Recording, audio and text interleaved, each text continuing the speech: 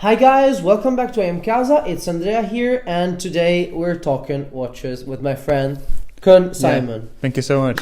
Thank you, Koen, for being here. My pleasure. We're here it's in an Apeldoorn. honor. Yeah. Thank you so much for that. With one of the youngest and most tasteful collectors I know. You're one of these, for real. Thank you so much. And I wanted to enter your world a little bit, as I began following you a long time ago and seeing like one piece here, one piece there, and I was like, who the fuck is this guy? I mean, that's super interesting. Yeah, I do have a quite, I think I have a quite special taste compared to most people from our age. Indeed. I think it's quite a special collection. Yes, it is. Yeah. Let's start with the basic question, the question everyone wants to have an answer to. Yeah. When and how have you started collecting or get interested in watches? I actually started with this watch. This was the watch from my uncle from Switzerland. Actually, it was my father's uncle, but no, big family. We call everyone uncle. And this was the first time when I noticed a watch with sweeping second hands. And back then I was 12, I think. And I had like a quartz Disney watch, and to see the hand go so smoothly over the dial, I was like, oh, I want to know what is this, and I was really fascinated with that with that kind of movement. It looked very, very cool, honestly. So that's where I picked up my my passion for watches, and especially with IWC. So this is a simple three-hander. It actually doesn't look that special at all, but the thing is, if you look closer, then the more closer you look, the more special it becomes. Yes, and that's something I still like throughout all of my watches. That the closer you look, the better it gets. Love this. So yeah. So it's kind of a family thing, but your parents are not collectors. Like you started independently, right? Yeah. My parents are not collectors. They're not art collectors. They're not collectors at all. But that one uncle from Switzerland, like he is like. He was a bit of the lone wolf, I would say, with things that he collected. He didn't really collect watches, to be honest. He was more with like these old school things, like he collected coins and post stamps, things like that. Yes. So a little less sexy than watches. But the thing with Swiss people, they buy like a watch and then they take great care of it and it lasts forever. And this is something that he took great care of, and we still can enjoy. And that's the great thing. I see these are the two family watches, the IWC and the Jagerkultur special Ops, right? Yeah, this is called the Speed Beat. Okay. Reference E873. Okay. And the one thing is what I like is that it is in great condition. Yes. But since it was my grandfather's watch, I would have also liked seeing it a bit, scratched, and that he enjoyed it. Sure. But I remember that. This is actually a terrible story. When my grandfather passed away, we went to his house and cleaned up, and then my father had this little box, and he was walking to the trash bin, and I was like, okay, let me first see what you're going to throw away before it's too late. Then I opened the box, and inside was this Jaeger. No way. And I saved this watch from the trash. From the trash, yeah. So, dude. What I do see in this collection is, as we said, a specific taste somehow. Yeah. I can see you like watches from the 40s. Yeah. That's something like I can really spot it. Yeah. But we divided these watches in brands and styles. Yeah. I can see Tissot, I can see IWC, and I can see Vacheron Constantin. Yeah. Which was the first one, apart from the IWC? Like, which was the first brand you got into? The first brand I really got into was IWC. Okay. That was because it all started with an IWC. One, yes. So I started to research IWC back then with the websites. Yes, and sure. It was really like in 2008. So blogs just started. And they did a video which was called the Book of Dreams campaign, and what they did basically, they set up a kind of a mood, and then they zoomed out as if you can see the story from the back of the glass of the watch. It's kind of, you have to see it to to get a full understanding for it. But I thought that was kind of romantic too, which kind of also sparked my interest in marketing, I would say, which is what I studied. Okay, so awesome. Yeah, I really liked it with the IWC. Question I didn't remember to ask you. You graduated recently. Yeah. And now you're into? I'm not actually. I'm still looking for a job right now, but I have something planned, which is but very in the exciting. watchmaking Yeah, for sure. Yeah, Okay. especially vintage watches. Yeah, Great, because I think I really care about is telling the guys watching me that there are people around the world actually working in the watch industry and being young, which is not that easy. So good luck for it. But I know some things of your project, and I'm really comfortable with it. And thank you so much. You will do great in it. Thank you so much. Sticking to the collection, let's start with the Tissot. Yeah. Perfect. I will move them a little bit towards. How about these watches? Like, what was the first time you got into a Tissot watch, and why did you start collecting? I mean, you have 3 really, really, really good examples. Yeah. A good bumper, a good double signed, a good tropical dial, gilt dial. Yeah. So basically, that's a good. That's a good trio. But what do you like about these? What I really like about these is that, I really like classical, straightforward designs, and I think they are all just that. But they, like you mentioned, they have something special. This one is a double signed, which is something that I really like. This is yes. Yeah, and this is a very special gilt dial, which is kind of faded. This is, you can call it a tropical if you will. It's stretching the definition a little bit. We like vintage, and we know vintage dealers will also do that. So we can definitely do it too to justify our crazy spending. But what I think is nice about these anti-magnetics, like these were like the first mass-produced anti-magnetic watches. So it actually, these watches do have quite a significant place in history. They have. And I think that's really nice. And what I think is when you either start collecting, or you are a more established collector who buys something nice without going too crazy from a financial point of view, these are really nice. These you can pick these up for like well under 1,000, and there are so many dial variations. Yes. And I think that's something nice to do as well. I wrote an essay for the last year of high school. You have to graduate from high school. Yeah. And my essay for the graduation was about the Tissot Antimagnétique. Really? Actually, yes. Oh, wow. That's one of my favorite watches ever because of these. And I really think that these are undervalued as bloody hell. Yeah. Really, and this one I bought from Joel, so Joel, watching. I'm not sure if I got a cheap deal, but it was definitely worth it. But we can say this on camera. Yeah, we can say that, but Joel always supplies with the extra heat, I would say. Yes, it has great pieces. Yeah, this is actually a nice bridge to make, because these are affordable pieces, and a great start as well. Yeah. And I think to not hurt Joel too much with with our jokes, Joel, he has very special designs, very specific kind of things, and I think it's so important for young collectors to develop your taste. And if you look like a guy for Joel, he has the most niche kind of watches that you can imagine, probably, but always in really good condition. Yes, true. And if you are young, I think it's important to surround yourself with dealers or fellow collectors like that who have really individual taste in what they collect and also in what they sell. So you can get a lot of different, you can experience a lot of different emotions you can get from a watch. Yes. Because that's what luxury is all about at the end. True. Yeah. Let's step back a little bit about this. What do you look into a watch? Because you're mainly into vintage. Yeah, right. Yeah, these are all basically vintage. You have few exceptions. Pieces, yeah. That one could be considered almost modern, even though it's not neo vintage. Yeah, it's neo vintage, right? Yeah, I love the definition. Yeah, that's neo vintage. We have a modern piece. Yeah. We'll show later, but you're mainly into vintage. Yeah. And what do you look for in a watch? Characteristics that you appreciate. I always look for the special example in something that I already know about. Okay. So for example, with this one, this is like you mentioned, this is actually round watch, that it's rather small. So it looks like a rather standard watch, which it is, but the dial, like you mentioned, that's what it makes it stand out. So this is an IWC caliber 60, and these are rare, especially with the small hermet case. But what I think then is nice, I contacted also with David Cypher, and he could tell me that most of them actually came with like luminous hands.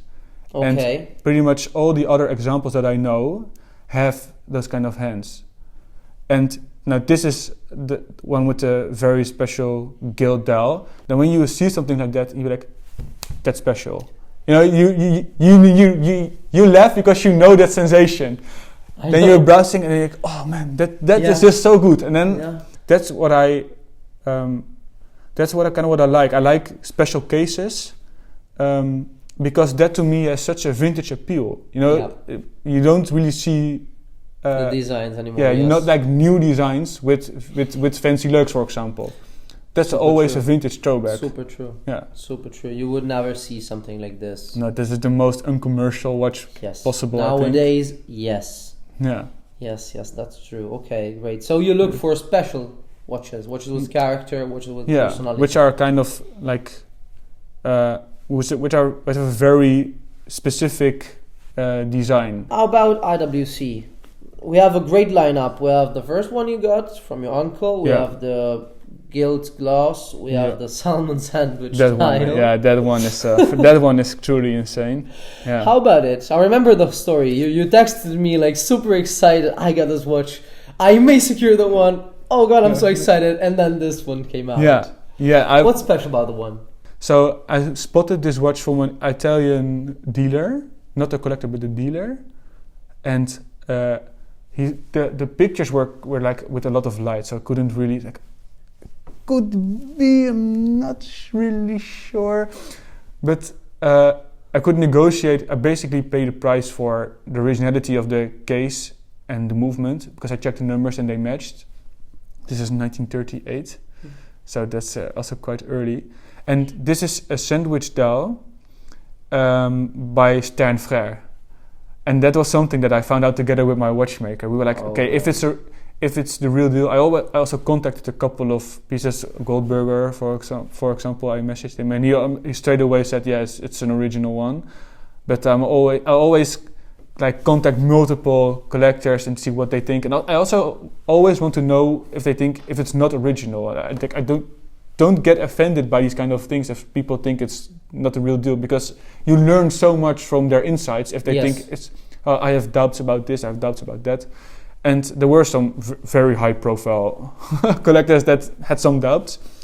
Then I took it to the watchmaker. He took it off, and there was the star of Stern Frère, and we had like a big moment of excitement when we noticed that. And he also put it under a microscope, and the dial is actually not refinished as well. He was convinced that the signature was still the original one; it was not reprinted. The case is polished though, but to me, this to me is like such a spectacular piece. And I got this one from my parents for graduation from university. Yeah, that's what I like about you. Like you go opposite direction from the markets in some ways. I mean, that's not like the opposite direction. Really, it's a great piece, but still. And this one is super recent. This one I received it like a couple of days ago. Yeah, actually. I remember it. How about double signed? Like, do you have a special relationship with it, or? Not necessarily. There was one collector, and that's a quite funny story. And that was when I just bought the Pisa, and I showed him this watch, and there was at the time, this is a serious watch, you know. I showed him the watch, so much. And it was a German collector, and I showed him the watch, and he said, "I don't like advertising on my dials." And then he went along with whatever he was doing. Wow, that's true. I quite like. That's also like an opinion towards it, but I quite like it because to me it is like a true sign of vintage. It's a modern thing. You don't see it in modern, and it's also anymore. Quite rare. Exactly, and it's quite rare as well. I quite like it because it's to me it's an element of so many different things that are just uncommon. Like the case is quite rare. I know of 6 examples with this case. Should be a couple more, I think, that they made. But that's how rare these cases are. Then with the gilt dial, with the special logo font, with the retail signature, you know, with those conditions of our dial, which are amazing. Yes. Yeah, it's like this is great about it. This is great. This is great. This is great. And what also is quite nice is that this is a caliber 88 from 1946, so it's actually the first year that they make that caliber as well. Wow, yeah. So that's what it makes it. There are so many things that make it just extra special. I love this about you. You're super knowledgeable, and on IWC, I mean. Yeah, that's my that's my so big much. passion. Yeah, with so much. In fact, you showed me this one before. Which is super. I mean, it's a piece that on the wrist would go not unnoticed, but it's super subtle.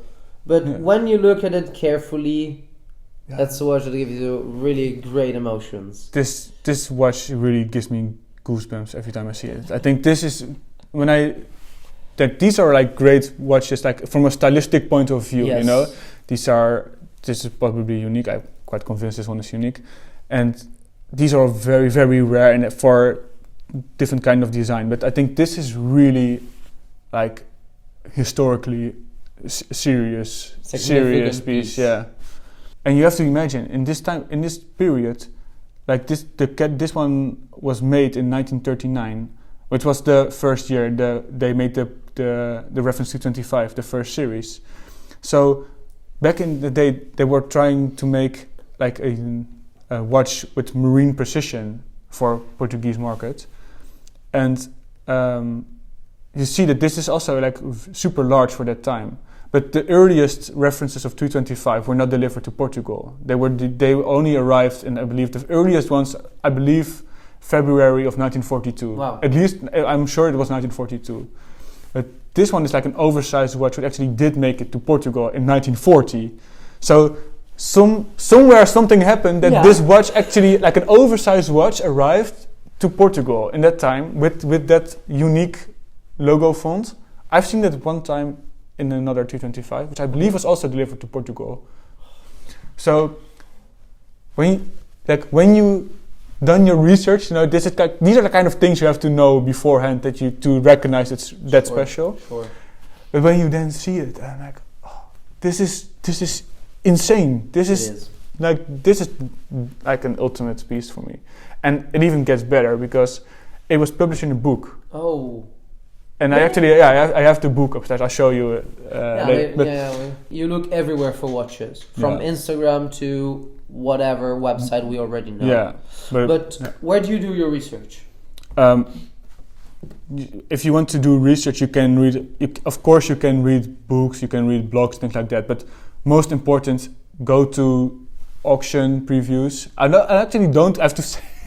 I have to say I don't go too many to the auction reviews, but if you are in that position, do it, because that's actually where everyone and everything you can learn comes together there. Yes, I feel the same. So I should do it more often, I have to say, but I come with us. Next time. But I actually meet these kind of people, but not in the auction rooms. So I meet the collectors, I meet with dealers, and they show me the pieces, they explain me the watches and why they are special. And all the truly exceptional watches are usually either with top collectors, and you ask them to bring it, or with like super high profile dealers, or they are in consignment with auctions. So you're more into people than books and researches and stuff. Like I love prefer books or people. People. Okay. Always, because the people are actually the one who made them. That's true. That's true. And that's true. And B, the passion comes alive with people. Passion is something you share with people. You can have it. You can be very singular about it, but then you really limit the joy that you're going to get out of it. So it's super important to connect with watchmakers, with collectors, with dealers, see what they think is special, and you don't have to agree with them, because that's what you meant. Like we mentioned, that's developing your own taste. For sure. But you have to see them, get a sense for them, and it's super important. Go from there. You're embracing my philosophy as well. Like, it's my same philosophy as well. I love people. It's great to know that I'm on par with Italian taste. That's an achievement. I love it. You're kind of a fan of Italy. I saw you in Parma. Yeah. Guys, that's a funny story about it. That guy went to Parma just for dinner. I mean, you're the craziest man. That's how cheap Dutch people are. No, that's not the thing. Everything for a free meal, No. That's not true at all. No. I'm just joking. But that was fantastic. There was that dinner there. Oh, yeah, no, I'm sorry you did not get to meet that many people, but still, you went to Parma and it was super good. And what's your relationship with Italy? Oh, I love it. I'm really curious to know how foreign people look at Italy. I really love Italy. Now, to me, but also the dealers, collection and stuff. Or? I love the Italian. But their Italian collectors, they always have their own taste, their avant-garde thinking. That's really when I go meet Dutch collectors here. No, not to stab them a little bit, but let's say I'm not stabbing them, but I'm definitely poking them. Let's say it like that. But most of the time you've already seen it like so many times before. Like there's the modern I don't know, like GMT Master, which is a great watch, but you see that so many times. But for example, with Lorenzo, like your friend when we met in Italy, in Parma. And then he has like a super crazy mint condition Minerva with a special red printing on the dial, and then it's like, what the fuck is that? And it is so good. And then he has like the Mido with the very special dials, and also you got this watch, Just to really like, oh my god, for you. I love it. Yeah, the Gobbi. But that's what I really like. You always get a surprise. And I love that. And they can always super how do you say it? Articulate very well, like why they like that watch and what makes that special to them. And that's what I really like. Thanks, man. Love it. That's what I really like. And then of course when you've done that, then there's the great food and beautiful women. I'm Dutch and I have Jewish background, so when I threw a quarter in the Trevi fountain, I still looking for my return on investment. Before going to Vacheron Constantin, which is a brand I really believe in, let's just talk a few moments about what is, for some reasons, maybe my favorite piece in your collection, even though it's not, because there's too much good stuff, but that one really tickles me because it's Milan and your collection. That is a Portuguese, right? That's made for Pisa on 50 examples. Where have you find that one? I was looking for this watch and I was posting on. Actually, this is a bit tricky because the IWC forum is non-commercial forum, but I posted on the forum that I did it anyways. That I was looking for this watch, and then I got an email from a very good collector. We made the final deal in a snack bar on a rainy Wednesday. You'd have seen this. There's like this collector and me, and then this watch came with like everything, like original strap. This is not it, but I have it upstairs, and with the box, and it's like this huge. And then like, okay, now you're there in this like craziest snack bar with like shitty coffee, and then you're like, okay, let's negotiate. That's what I like, That's like what I like about these people that you meet, You're always going to meet people who are going to do really unexpected kind of things, and I really like that. And why have you been looking for the Pisa exactly? Because just for the rarity, or? I think this is the most beautiful design in the Portuguese, basically. Yeah, the Breguet numerals, everything. Which is very rare, Yeah, Blued is also everything nice. Blued. The movement is breathtaking. Yeah, I think it's just so good. And also, this is one of, I'm not quite sure, but this is what is very special about this one. I'm not sure if it's unique to this reference or in Portuguese collection. Is that actually the name of the retailers on the movement? Yeah, I've seen That's it. something that is That's very super peculiar. Yes. And what's also special with this one compared to the other 5441s, that's basically the Jubilee reference, is that it has the limitation number on the movement, and with all the other ones, it's on the case flank. Okay. So that's also quite special about this one. Interesting, bro. Yeah. There are now 2 Milan signed pieces. Yeah? We'll take a pic of them. Yeah. Look at this. Love it. So Milano much. In the house. Yeah, Milano in the house. Let's talk Vacheron. Yeah. The first piece that got me interested, let's say, in your profile, and that got me saying, "Who is this guy?" Is that one? Yeah. That probably really takes the cake for me in your whole collection. This piece is, and you told me it's unique. Yeah. You're the guy for the unique pieces. Yeah. Every time I hear multiple from you, it's like, unique, yeah. unique. That's all unique.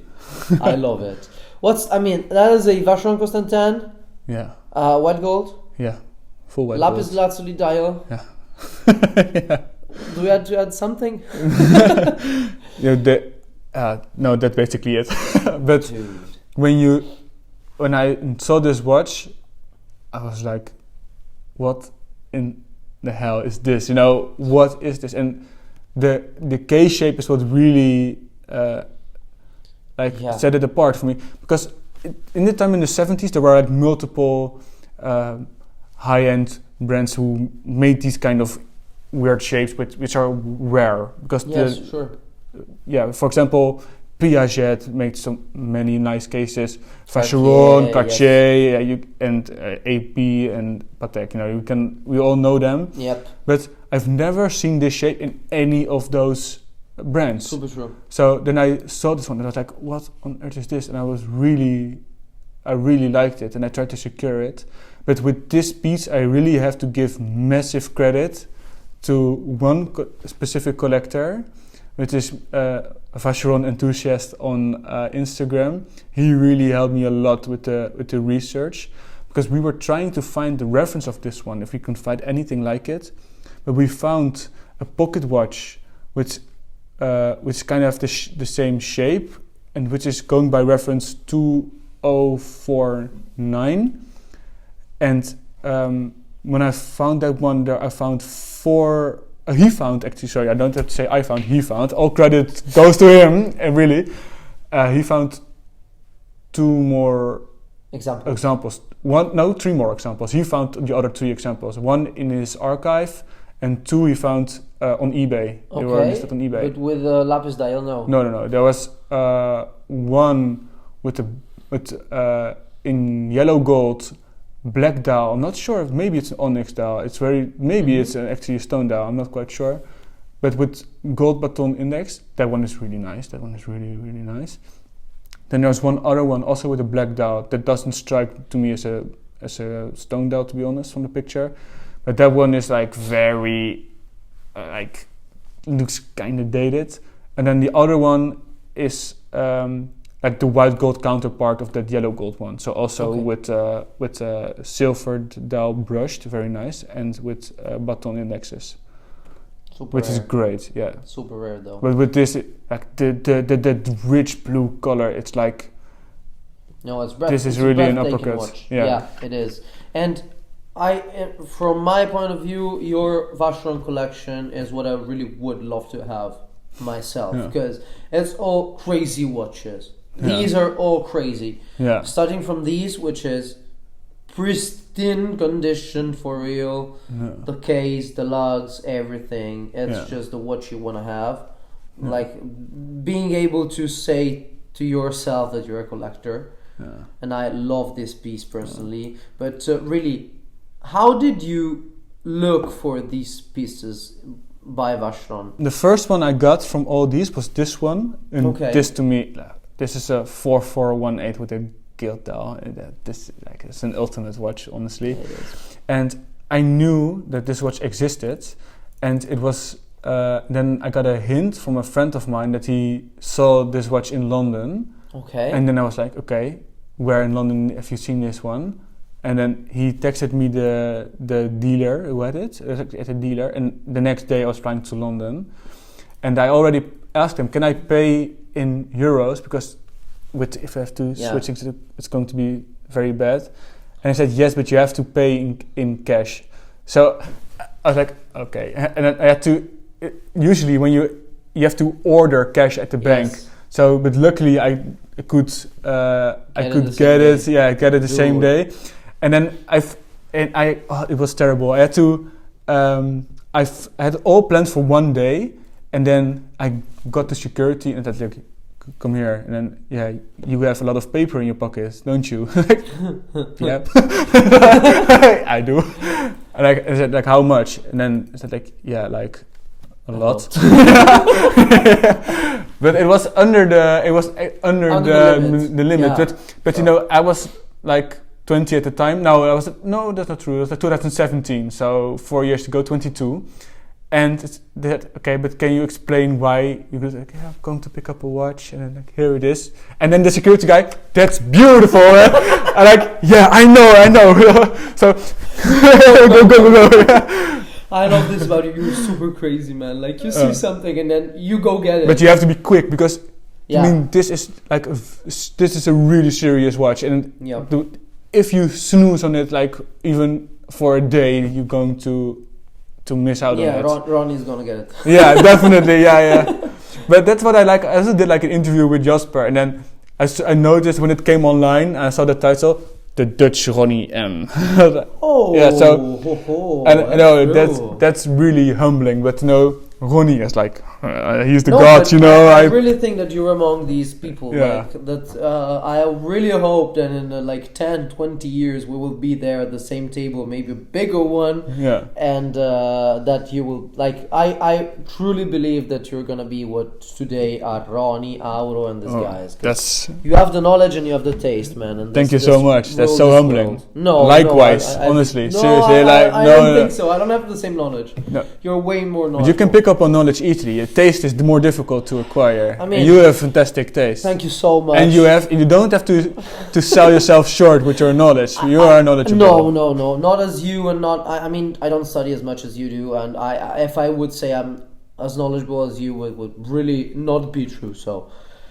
Let's end it. I mean, this piece is also super special and super pristine condition, but I guess it's like late 50s, maybe early 60s. 1960, spot on, 1960, yeah. And I'm really not a fan of 1960s. Yeah. So I will go with that one a little bit unnoticed because are we really talking about it? Yeah. Dude, I think that like with these two pieces we could... Like, the whole video could have been just on these two pieces for what I think. Yeah. And this go, in my head, with the Van der Klauw. Yeah. Because it's really the same vibe. Yeah, I show it. So, let's, like, do a real quick thing about these two pieces. What's special about that one and what's special about that one? Because we left it for the video. You never explained it to me just for... having it today. This is the Christiaan van der Klauw Orion. You say way better than I do. Yeah, it's a very Dutch name. And Christiaan van der Klauw is basically a Dutch independent maker who started... I'm not sure which year he exactly started, but he started making wristwatches in the 90s. Okay. Previously, he made like clocks and also desk clocks. But this one is actually from a period... when Christiaan van der Klauw already retired, so when they did like a little bit of a rebranding, if you will.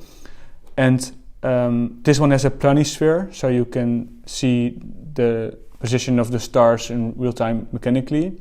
But this one, what makes this one special is that it's a two-tone case, and this one was only made in 2 examples for my local retailer, and I know my local retailer for like 15 years already.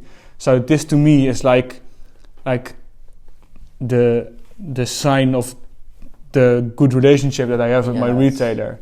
First time I see a Van der Klauw in person. You should try it on your wrist, honestly. Thank you so much. And about the last one, the Vacheron, the black Vacheron. Yeah, but this is a nice story, honestly, because I was going to Berlin to pick up this watch, to pick up the shark fin. Yes. And I bought this one from a guy who was well known in the watch industry. Okay. He was working at RWC previously, and he now works at Lange & Söhne. Okay. And when I bought this watch, he said to me, "Koen, I've seen such a fantastic watch online, and it's absolutely mental, and you should check it out." And then he showed me the watch, and it was this one. No way. And I was like my jaw dropped. I was like, this is hard. Mental. Yes. And I was like, okay, I'm going to try to secure it because it is incredible and I have to make this happen. And then I texted him and said, "You never guess what I bought? And then I bought it, and I immediately said, I have first dibs. If you're ever going to sell it, I am sure that I will be the first one to get it offered to. But I really love the cabochon crown on this one. Yes, I even love the engraving. Which is still like super sharp. It's insane. Yeah. Prestige La France is super great engraving. No, it's a lovely watch, and it is really a watch that stands out from the crowd. The thing when you put it on your wrist, then you really get a sense for just how special it really is. Super ergonomic, super low key.